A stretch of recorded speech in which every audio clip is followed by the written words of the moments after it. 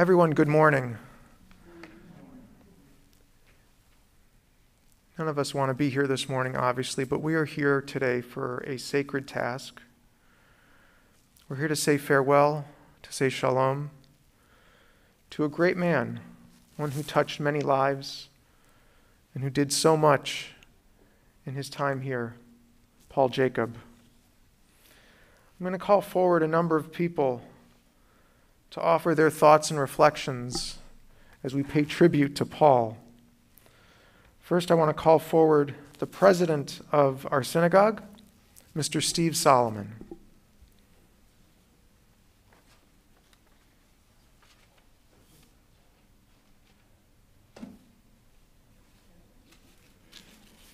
Thank you, Rabbi.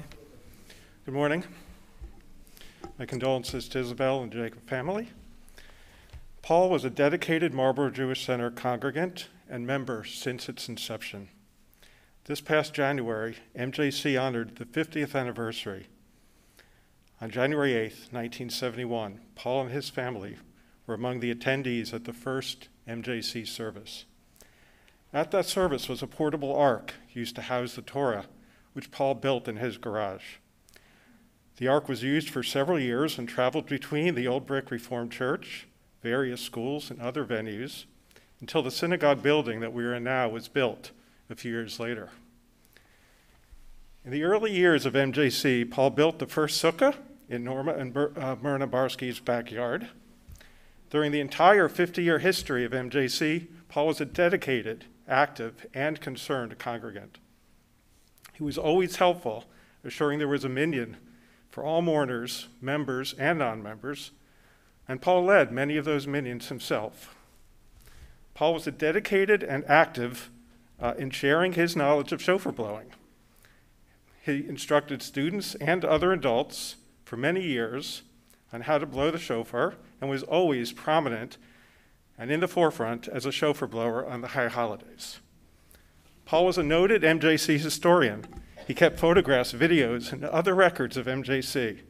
Those treasured memories were shared many times throughout the history of MJC and most recently at our 50th anniversary service held in January. Paul was loyal in support of Isabel, assisting her in running the yearly MJC blood drive and other volunteer initiatives helping our larger community. He was an active member of the ritual committee, the catering committee.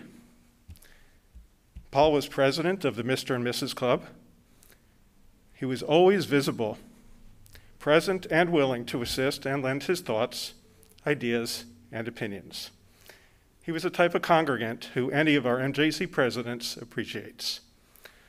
MJC was always in Paul's heart, and the MJC community is better for it. May his memory be for a blessing. Zichrono Lavraha.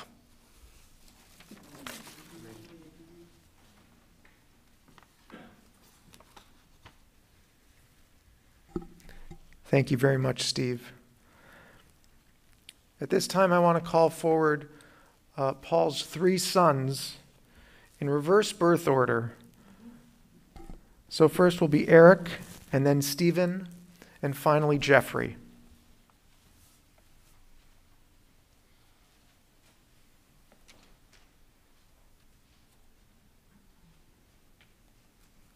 I'm going to take this off.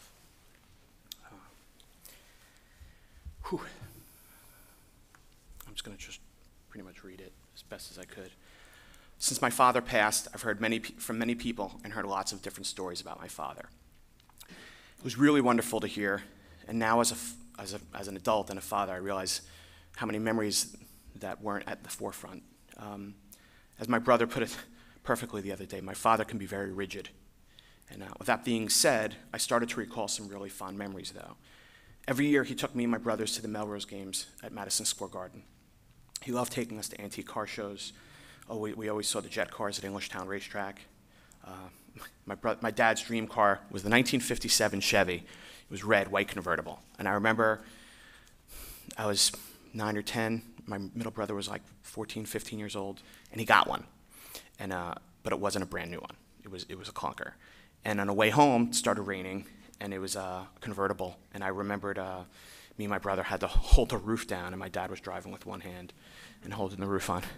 And needless to say, he wasn't allowed to keep it because there was too much work that had to be put in. When my brothers left for college, it was just me, and when I wasn't in sleepaway camp, my parents would take me to Point Pleasant, Jenkinson's Boardwalk, every Saturday night, I remember. And he always helped me and my brothers build things. We were always building stuff. For me, it started with model rockets. I probably made 2,000 model rockets, and then I ended up building a remote control plane. My brothers took their skill much further than me. But I remember in college, Jeff came down and actually helped build my bed for me. And that was definitely skills from my dad and my grandfather. He supported me when I was a teenager. I wanted to run a baseball card show, and I hired Lou Piniella. That first show was a huge success, but my dad's favorite moment was definitely when he drove Lou Piniella home, and he came back super excited, and he relayed the whole conversation with me. Both my brothers and I, he encouraged all of us to really spread our wings. We moved from either Florida, Connecticut, Maryland, New Mexico, California, and even Hawaii, and then back to New Jersey. When I first did my stand-up comedy in New York City, I didn't tell any of my friends. My dad was the only one I knew in the audience.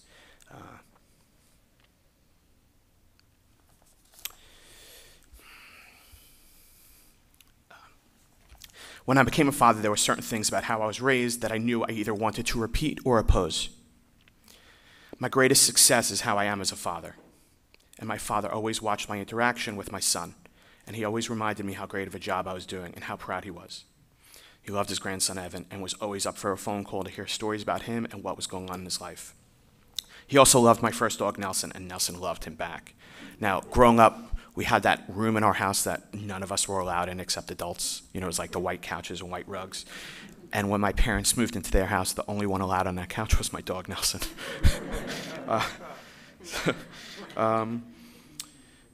My father attended many of Evan's soccer games, Little League, and hockey games that he could. And actually, the last hockey game he attended, Evan got a hat trick, and his team won 3-0. And Evan always did well when he came to watch. I know.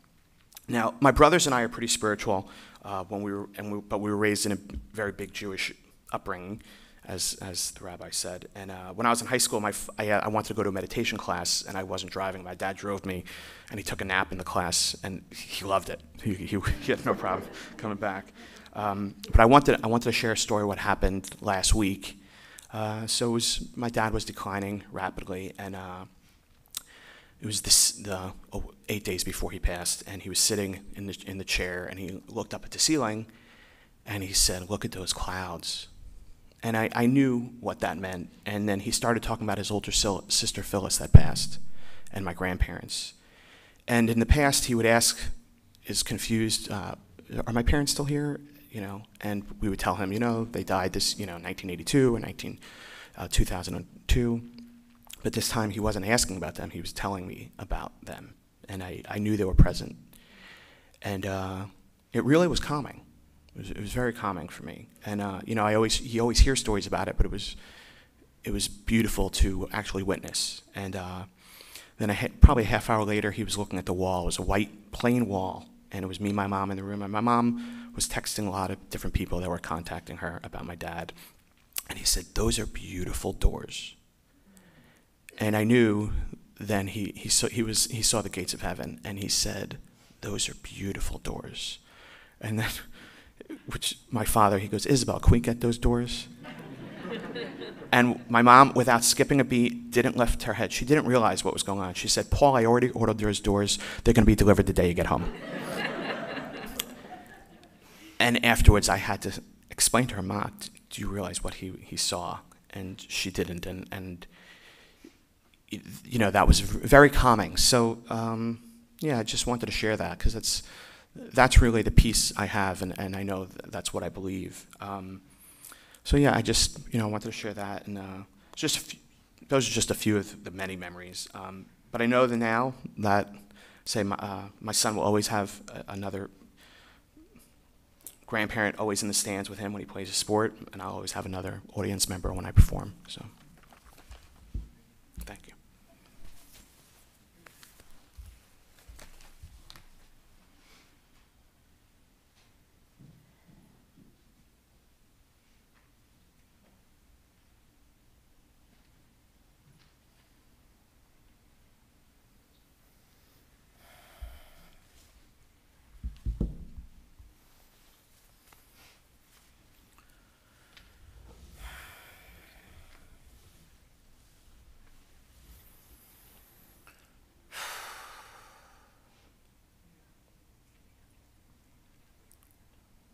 probably about 6 years old, 7 years old. It's Friday night. I'm in Morganville, New Jersey, specifically 37 Prince William Road. And this wonderful smell is in the house. My mother's in the kitchen cooking roast chicken, which she does every Friday night. Little salt, little pepper, super crispy chicken. And she's telling us to get ready because Dad's going to be home soon. My dad has a long commute. He comes back from New York City. He walks in the house with a bouquet of flowers, which he usually does bring home, and takes his coat off, gives us all a kiss hello. He goes into the drawer and takes his yarmulke and his prayer book out.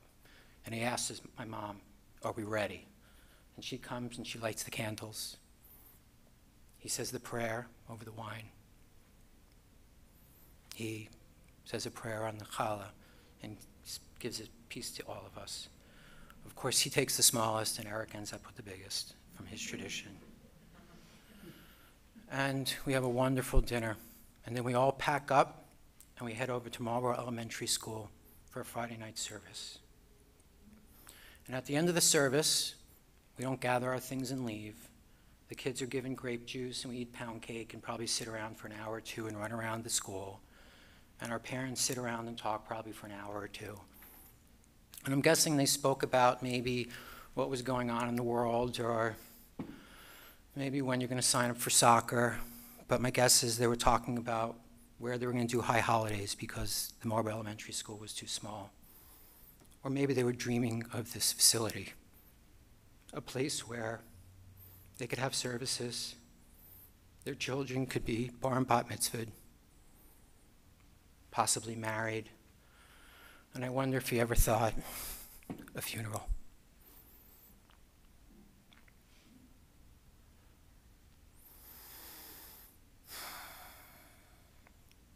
I find it really poignant to be standing in this room with a Teplitz on the bima, a Ben Zvi in the audience, and as I look around the room, there's Barskys and Elkins and Goldbergs. It's just amazing. It's amazing. And I want to thank the rabbi for allowing, maybe not allowing, but for having this sacred ritual in this building. Because I think that what this community built this for not just the bar mitzvahs and the weddings, but for funerals too. And I think it's such an honor to the building to be able to have its use for these types of things. And I think it's a blessing for the community to be able to gather and be here.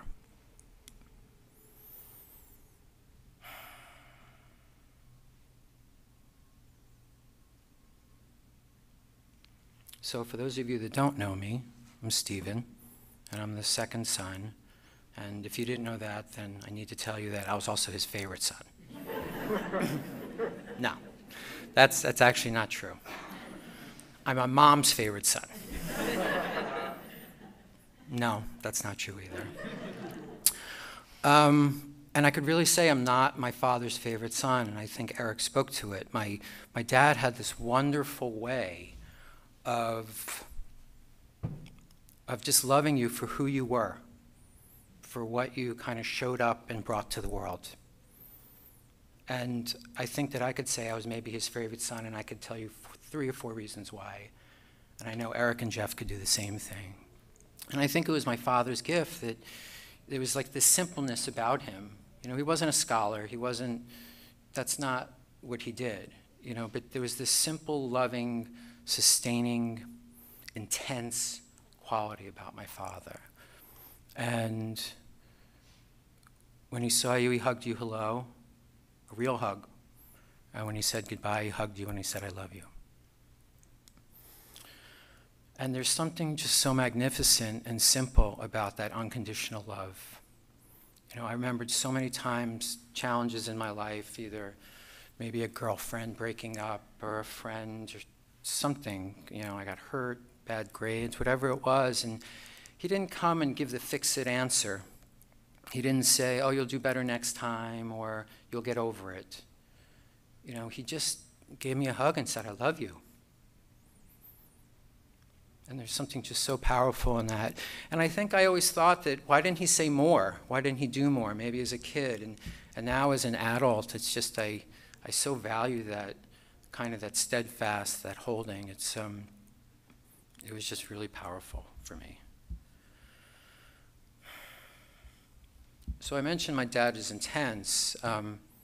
He was really intense with sports. I got a couple calls from some friends, and one friend said, when I heard your dad pass, the first thing I thought about was playing basketball on your driveway and him banging the crap out of me.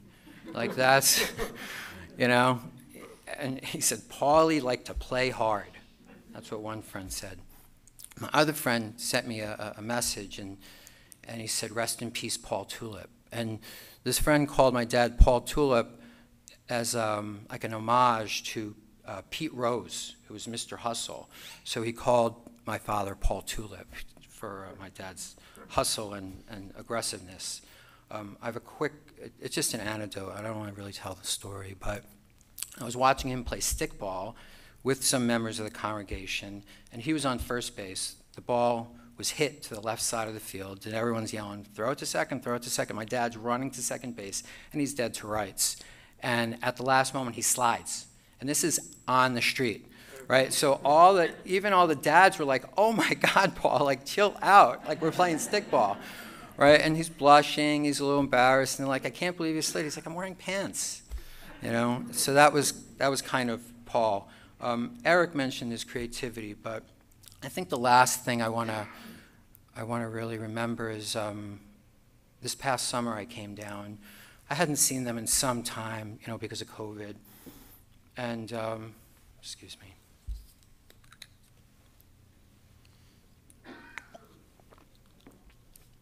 It was September. It was a gorgeous day. It was one of these unseasonable?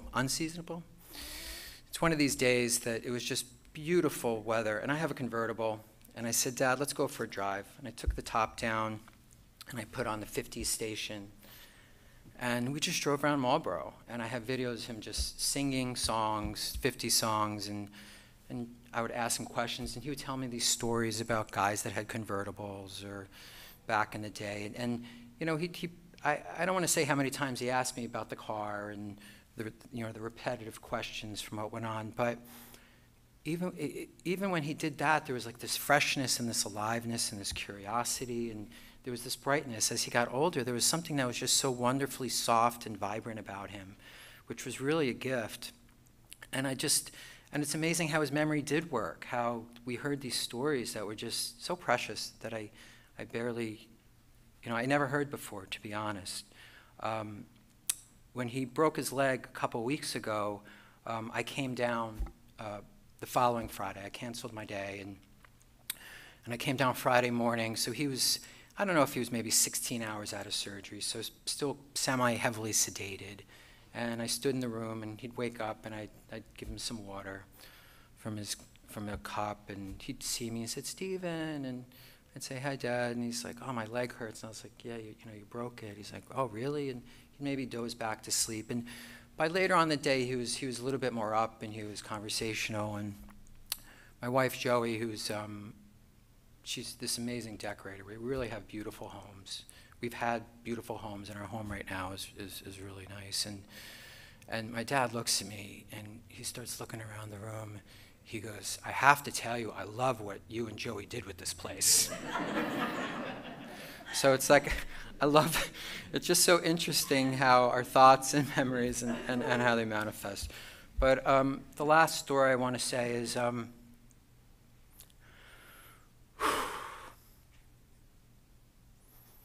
came down about 2 weeks ago. He was moved into hospice, and I didn't know how long. I didn't know if it would be a day, if it would be 6 months. And I said to Joey, I want to have ice cream with my dad again. One more time. And I went and I got some Ben & Jerry's fish food ice cream. And I walked in, and my mom was there, and Eric was there. And I said, hey, I brought this ice cream for him. I tell my mom, and she goes, he's not really eating. He's not eating anything, And my dad was sleeping at the time, and we just sat there, and I haven't seen Eric in some time. We were kind of catching up, and my dad woke up, and I said, hey, Dad, you want some chocolate ice cream? He says, does the bear shit in the woods? So I joyfully started feeding my dad ice cream, which was just so sweet for me. And he dozed off and fell asleep for probably another half hour, and we all were sitting there, and I think Eric and my mom had left at that point, and probably about a half hour later, he woke up, and he's like, hey, how you guys doing? I'm like, I'm doing well. I said, Dad, you want some ice cream? Does the bear shit in the woods? I said, sure does. And I started feeding him. He goes, can I feed myself?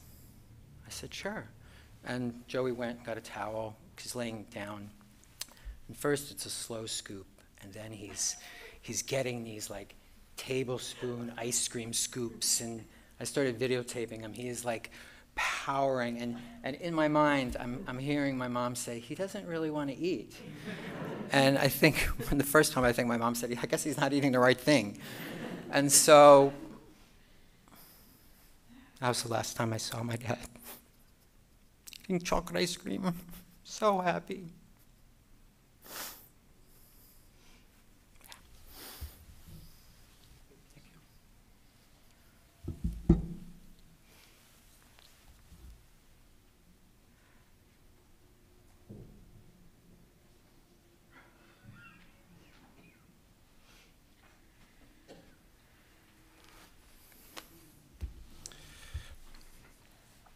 Hello.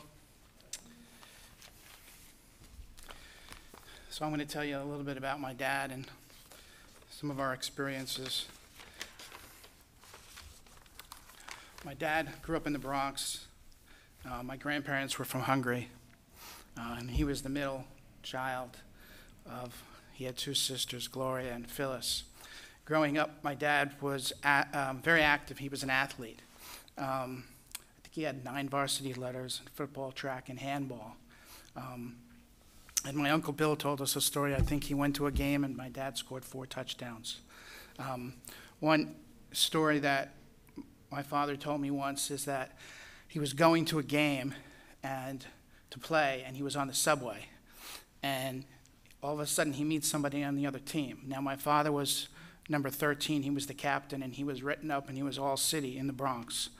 And he meets this guy on the other team, and the whole time this guy is talking to my dad about number 13, the captain, and how scared his team is of him, and how the coach was warning everybody about playing against number 13. And my dad just never said anything. They just had a nice conversation. Right before the game starts, and of course he's in the uniform, my dad goes across the field to congratulate, to make a handshake with the opposing coach. And he sees that guy there, and the guy looks at my father. My father gives him a wink, and his jaw drops. He couldn't believe that that was the person he was talking to the whole time on the train. My parents met a long time ago, and my mom was 19, my dad was 21, 22 when they married, and they were in early, not even teenagers, I think, when they first met. I came along a few years later. We lived in the Bronx, we lived in Comac, and then with the help of Norman and Myrna Barsky, we came to Marlboro, New Jersey. When I think of my father, it's interesting. I think of generosity, because he was always so generous and always so giving. Like Steve said, he wasn't a scholar, but the real, he was always trying to help out and be of service. In Sanskrit, there's a word seva, meaning service. In Hebrew, I know there's a word tzedakah, which is like righteous behavior, and sometimes we think charitable. But my father was charitable in his nature.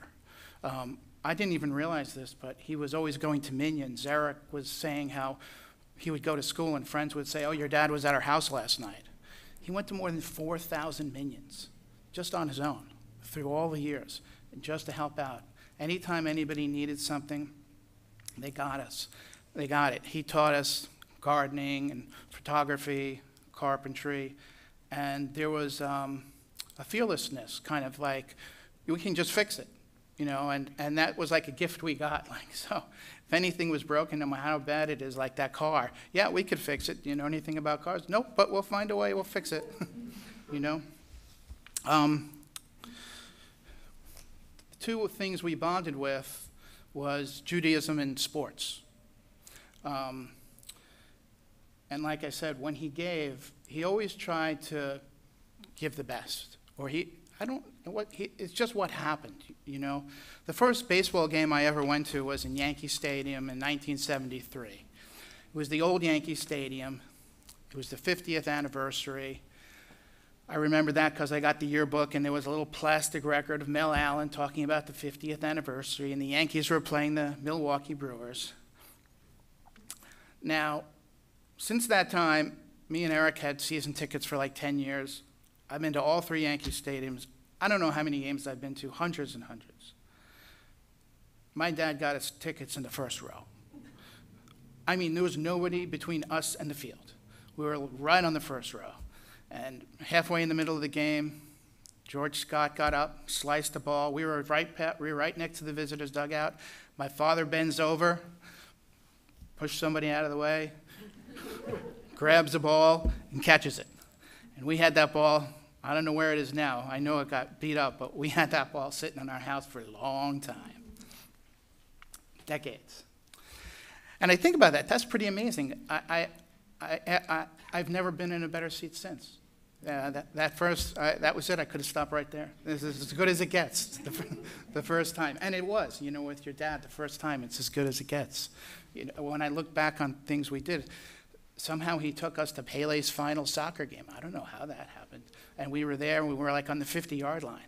I remember just sitting in the thing, and all of a sudden, we're looking up, and right above us, and like those luxury boxes, massive people are standing, and everyone's screaming and screaming. And I couldn't see because I was young. And I said, "Dad, what's that?" And he looked at me, he goes, "That's the champ." And all of a sudden, I see Muhammad Ali bend over, and that was kind of cool. When I grew up, every Friday was spent with a lot of people here in the audience for years. I remember going to the Brick Reformed Church and going to services there. I kind of felt like we were shuffling rabbis at one point, or it was like, pick a thing out of a hat, who's going to be the rabbi next. I remember the first times hearing Neil, and how he was the soundtrack of my Judaism life. As a side note, I have to say that Neil kind of ruined services for me, because I'd be in services all over the world, and the Chazan would start to sing, and I was like, "That's nice. That's not Neil, though." We were blessed to have Neil Bensby with us. I remember going to Marlboro Elementary School, and then back here in 1977, and I was the second person to be bar mitzvahed in this room.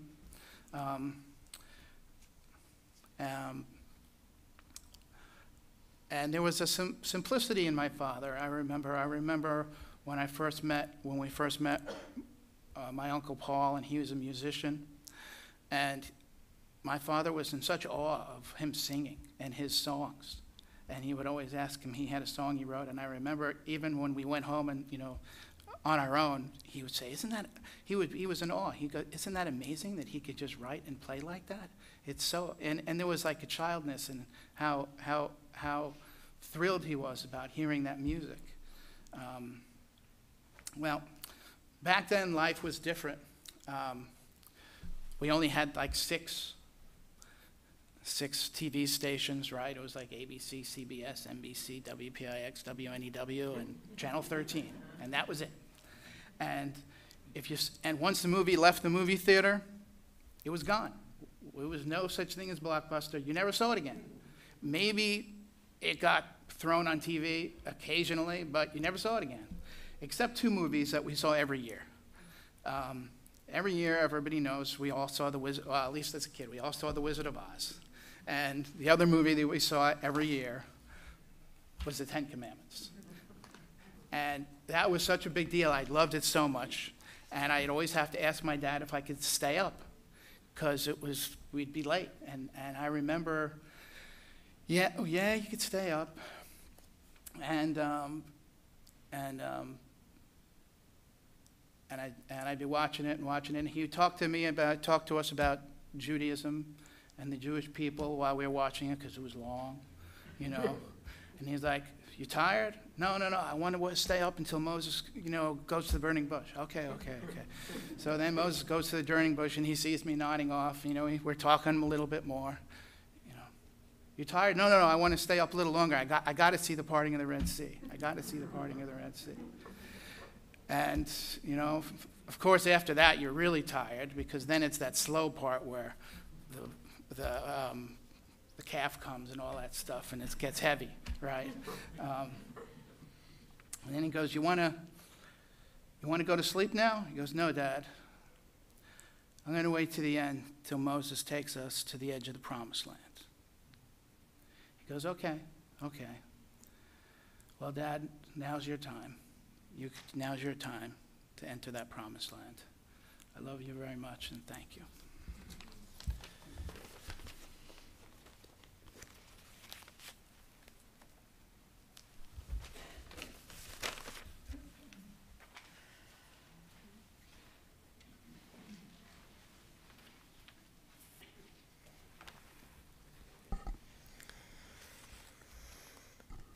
Thank you so much to Paul's sons. Beautiful tributes. At this time, cantor Michelle Teplitz, the Chazan of the Marlborough Jewish Center, will chant a beautiful setting, a beautiful rendition of Psalm 23, "The Lord is my shepherd." Adonai roi lo echsar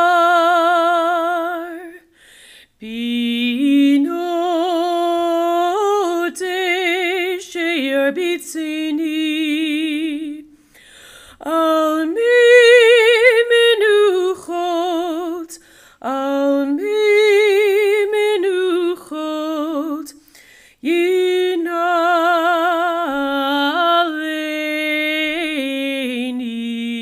yinaleini nafshi yishoviv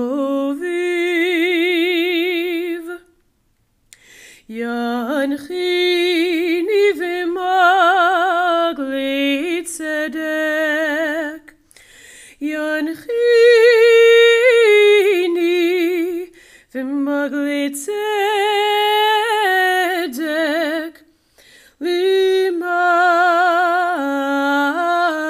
liman shemo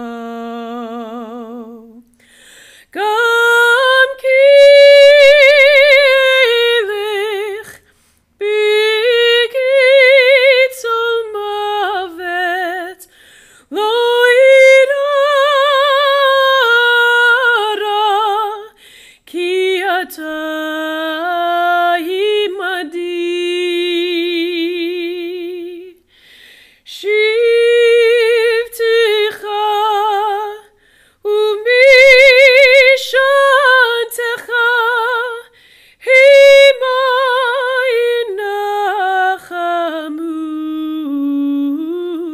inachamuni Ta'aroch lefanai shulchan eger tzorerai dishanta vashem en roshi kosiri vaya aktuv chesed yudifuni kol yimei chaya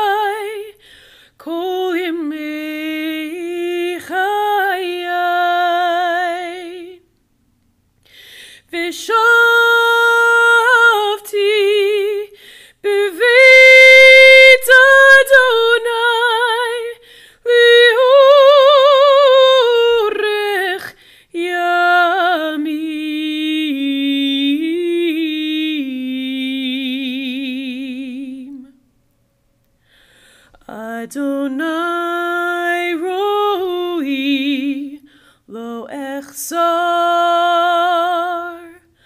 Adonai roi lo echsar.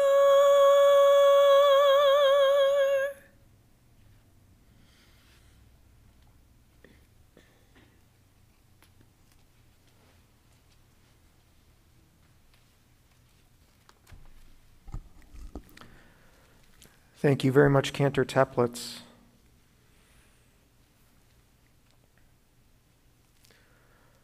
So Paul Jacob was born on December 17th, 1939 in the Bronx.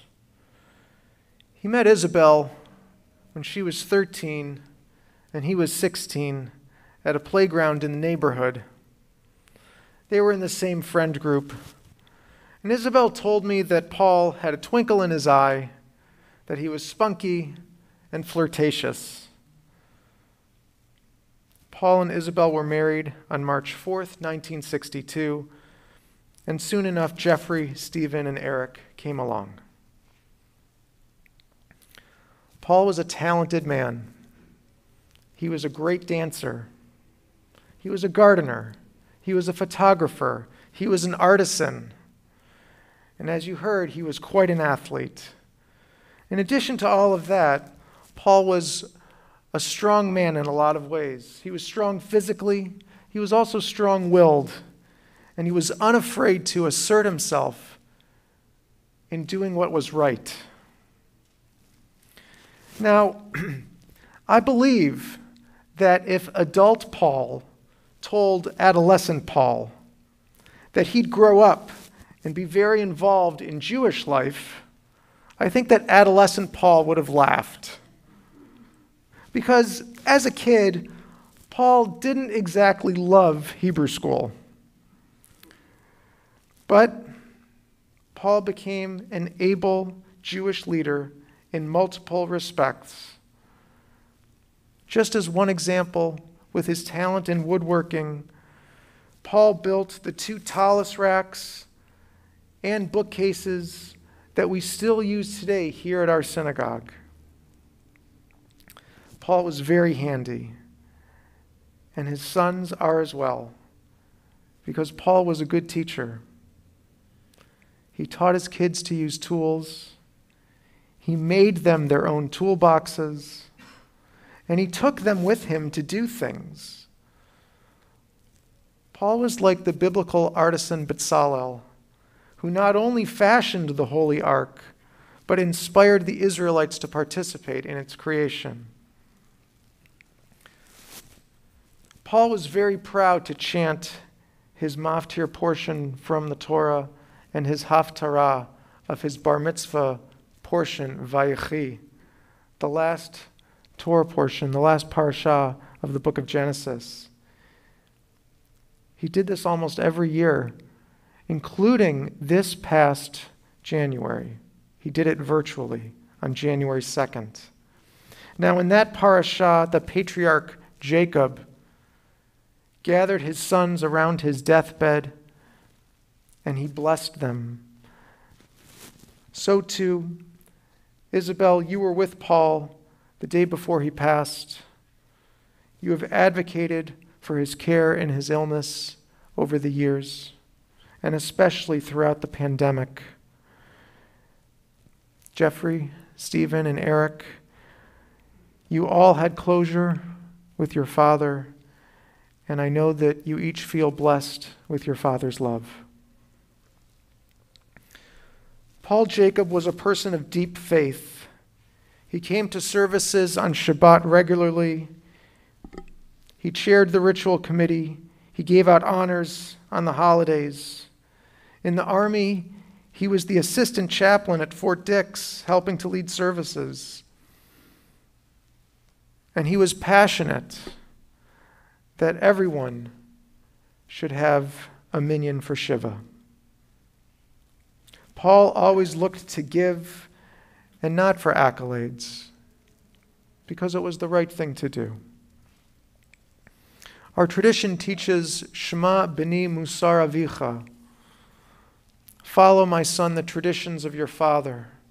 Paul modeled to his sons and to all of us that this is how a Jew, this is how a human being should behave.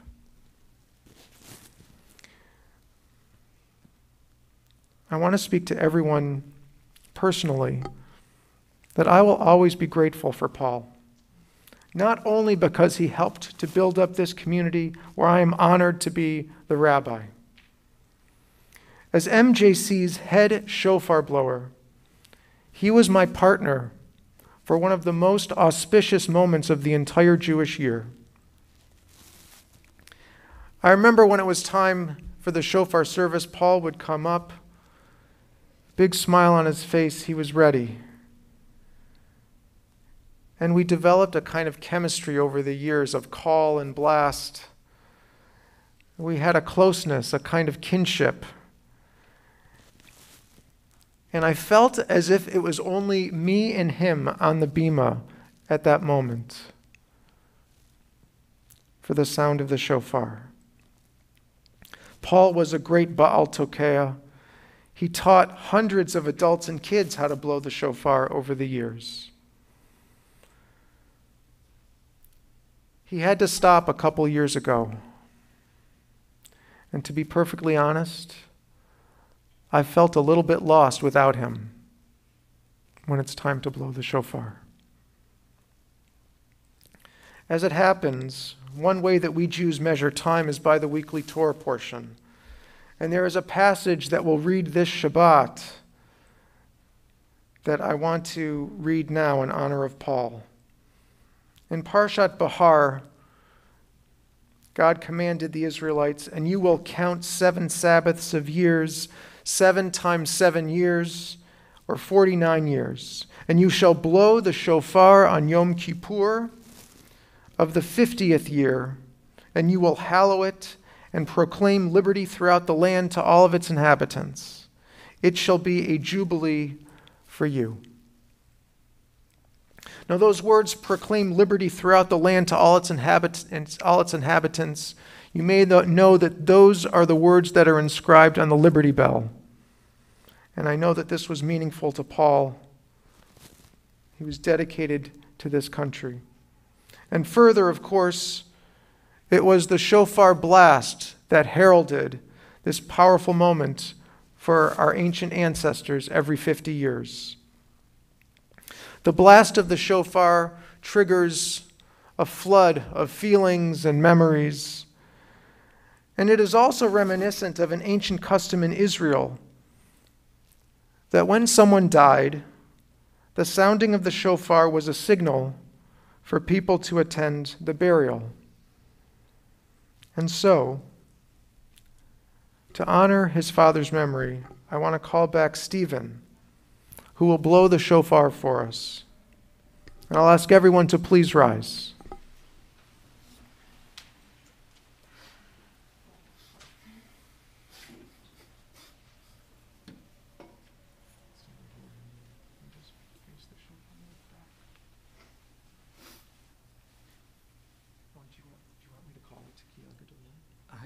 That's a lot of pressure, maybe. You can if you'd like. Rabbi. Okay. For old time's sake, right? All right, for old time's sake, I'm going to call it Tekiah Gedolah. Tekiah Gedolah.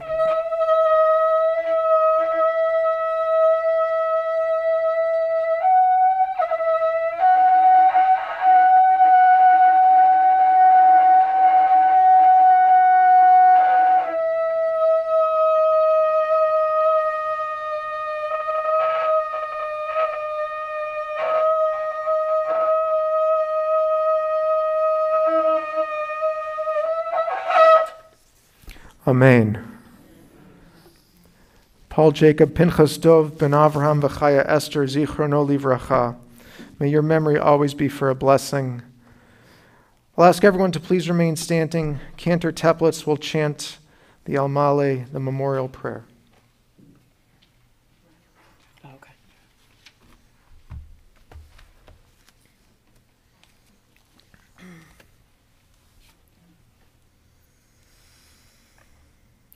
El Malei Rachamim Shochein Bamromim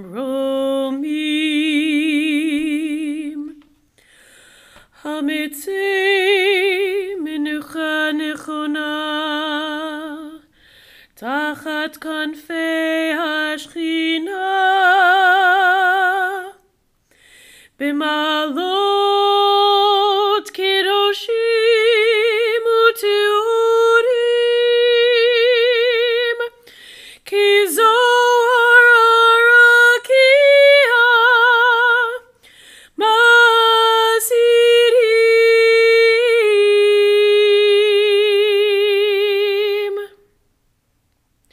Et Nishmat Pinchas Dov ben Avraham Vechaya Esther Shehalach Li'olamo Began Eden Tei Menuchato Anabal HaRachamim Hastireu Beseter Knofecha Li'ulamim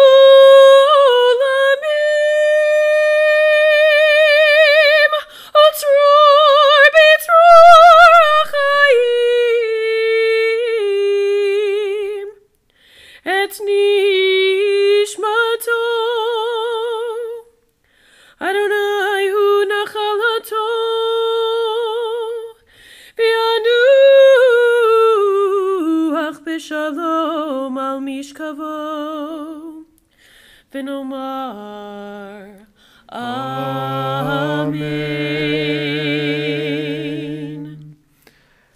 El Malei Rachamim, exalted, compassionate God, grant infinite rest in your sheltering presence among the holy and the pure, to the soul of Paul Jacob, who has gone to his eternal home.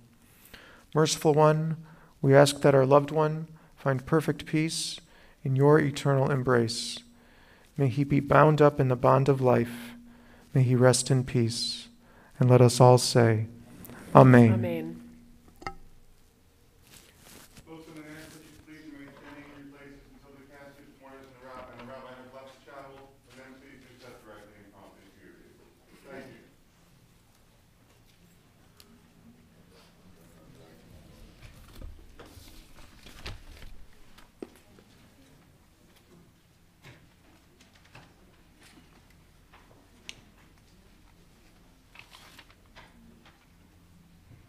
And then there's the Shiva info. Yeah. This one? Oh, it's the other one. Okay, thanks. While we're waiting, I'll announce the Shiva information. So Shiva will be this evening at the home of Anita and Jeff Jacob, 29 Cape May Drive here in Marlborough. The minyan will be held at 7 p.m. There will be 2 times for Shiva on Sunday, this Sunday, from 1 o'clock to 3 o'clock p.m. at the home of Isabel, 98 Peasley Drive here in Marlborough. And then also this Sunday from 5 to 8 p.m., again at the home of Anita and Jeff, 29 Cape May here in Marlborough. And again, minyan on Sunday night will be at 7 p.m. Condolences can be sent to Isabel, 98 Peasley Drive here in Marlborough. Again, Zichrono Livracha, may Paul's memory be for a blessing. Amen.